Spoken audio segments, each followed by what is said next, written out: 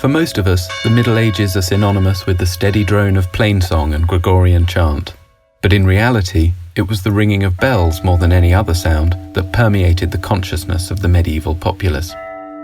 Free of the ever-present hum that engines and electricity have brought to the modern age, the quiet medieval world resounded strongly with the ringing of bells.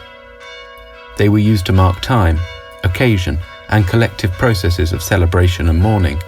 They were active contributors to communities, and they were storytellers. They were even believed to sing to God, as is demonstrated by the inclusion of biblical excerpts, prayers, or verses in their decoration. Very rarely, they also incorporate human forms or faces.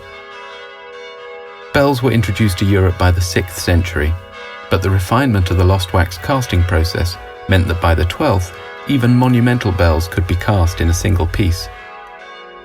As technology advanced, so did bell casting, being always at its forefront. Many were made by skilled craftsmen in environments also responsible for a plethora of other cast objects, which means that their history is inseparable from that of bronze sculpture and the wider progression of the cast arts. Nevertheless, bells were incredibly costly to make, requiring large quantities of tin and copper sourced from mines situated great distances from one another. Even when these metals had been successfully poured into the mold, flaws or cracks could necessitate starting the entire process again from scratch. The survival of medieval bells, in spite of the many wars that have since scoured Europe for reusable metals, is as miraculous for us today as the process of their creation was to our medieval ancestors.